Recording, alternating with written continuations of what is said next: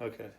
So Fort Leonard Wood, yeah, so we went towards Fort Leonard Wood in the Missouri, right? yeah, near Edgar Springs. I forget the name of the park, but we went camping. But my buddy and his best friend were talking about the caves they went to. You know, these hidden caves, like even under the freeways. They were finding these drill bits, and, you know, old Native American, what we call Native American drill bits, and large arrowheads that he was calling spirit tips. I said, we don't know because some of them are real small. Some say for birds and so forth, but some talk about the little people or the giants. And you know, I have a tie to it because I have a my grandfather's grandmother was a Paiute Indian, and that's where I came into the whole story about giants. Not even biblically, but talking about the Sitaka, the cannibals. You know, in Lovelock Cave. Anyway, back to this story.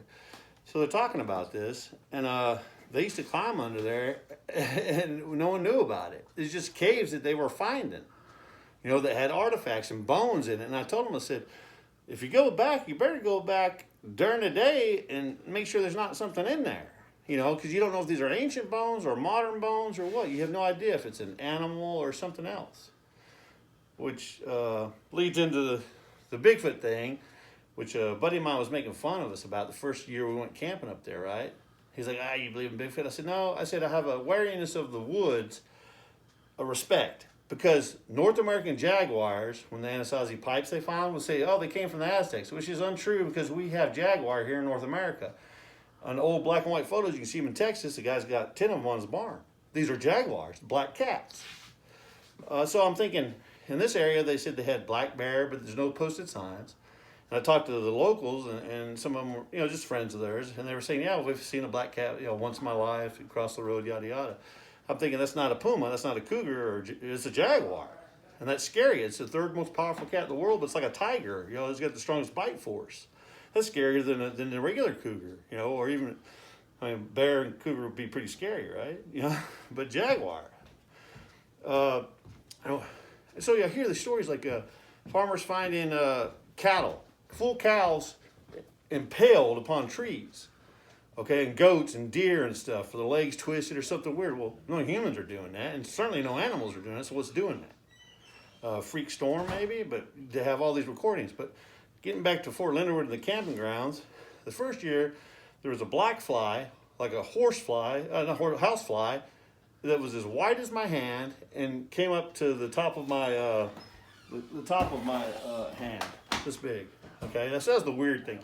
And one night my buddy was joking around the Bigfoot thing, and the old park groundskeeper, Artie, said, hey boy, I believe in that. There's things out there we don't know, or we're told about, but we don't believe in history until they find the remains and stuff, or just mythology.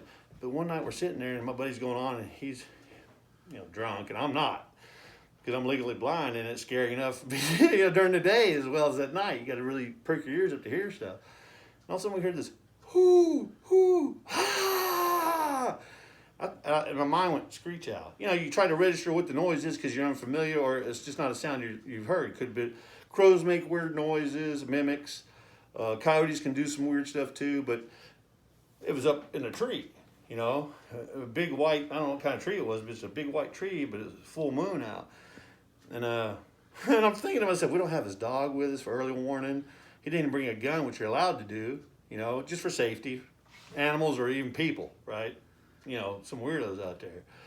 But all I had was an axe, you know, a hand axe and a two-handed axe and a machete, and he's no use because he's out, but his eyes got big as saucers.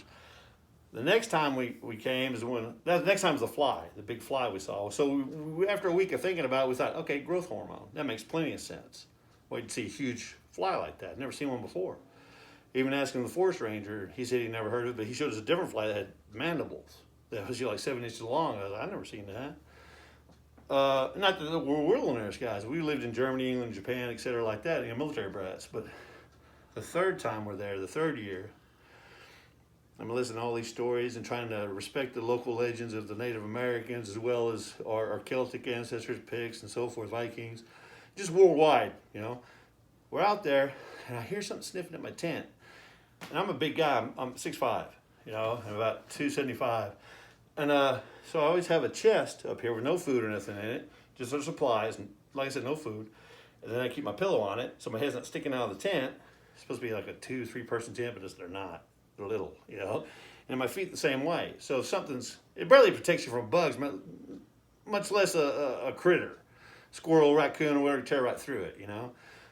My tent, the top of my tent, I heard the sniffing, and it sounded like, well, I wonder what his dog's doing. He must be out to use the restroom, you know. It's like 2 or 3 in the morning. And I come around the side, and I heard it again. And all of a sudden, my tent on the top collapsed right onto my chest. The center of my tent, not the side, the center. And I pushed back, and I started punching. And I'm yelling, and all of a sudden, his dog goes up. And I'm asking stupidly, where's Nella, his pit bull? She's in the tent with him. So I get out. It's pitch black. We don't see nothing. He finally gets out. We got the lights going. I got the fire back roaring, turn on the camp lanterns. We don't find it. The next day, he finds some scat about 100 yards away, and it's coyote scat. So maybe it's just a big coyote. Yeah, plausible, but it still freaked me out. But nevertheless, we went camping again a week later. That's just the story. Yeah.